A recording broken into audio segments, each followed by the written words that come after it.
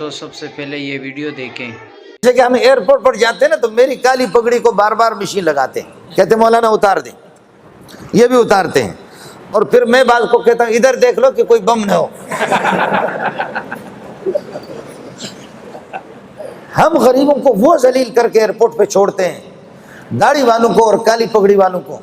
Dubai کے airport پہ پکڑ کر کے مجھے انہوں نے 1.5-2 گھنٹے بٹھایا، انت من طالبان، آپ طالبان کے؟ میں نے کہا واللہ لست من طالبان، میں طالبان کا نہیں۔ سمجھایا لیکن کچھ بھی نہیں۔ آخر کار مجھے سمجھ میں آگے، میرے جیب میں تھا، میں نے نکال دی وہ سرٹیفکیٹ۔ میں نے کہا نا دکتور، میں دکتور ہوں، PhD ڈاکٹر، جیسے آپ کے لاہور میں علامہ اقبال ڈاکٹر گزرا، تو میں نے وہ اپنی سرٹیفکیٹ نکال دی۔ اب میں کہتا ہوں عالم ہوں، حافظ ہوں، مفتی ہوں، تو اس کو تو کوئی جانتا بھی نہیں شیخ الحدیث کو۔ اب یہ سرکاری ڈگریاں ہوں کیا بہت بڑی چیز ہے، تو میں نے نکال دی۔ میں نے کہا نا دکتور، یا شیخ واللہ انت دکتور؟ میں نے کہا جی ہاں دکتور، تور جی ہاں دکتور، انت دکتور؟ میں نے کہا دکتور۔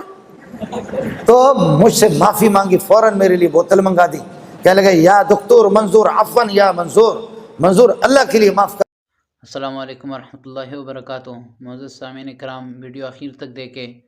مولانا کے ساتھ جو ایئرپورٹ پر واقعہ پیش آیا وہ خود ہی مولانا کی زبانی سنیں، انشاءاللہ بہت فائدہ ہوگا۔ کرنا ہمیں پتہ نہیں تھا، خدا کی قسم میری سوٹ کیس اس نے اٹھایا، دبئی کے گیٹ تک، ایئرپورٹ کے وہاں تک خود سوٹ کیس اٹھایا۔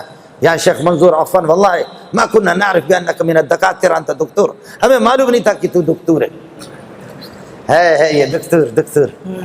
جیسے ہماری تلاشی یہاں ہوتی ہے نا، وہاں دوسرے لوگوں کی تلاشی ہوگی، لیکن انبیاء کی کوئی تلاشی نہیں ہوگی۔ نبی کو کہا جائے گا سیدھا جاؤ، اللہ۔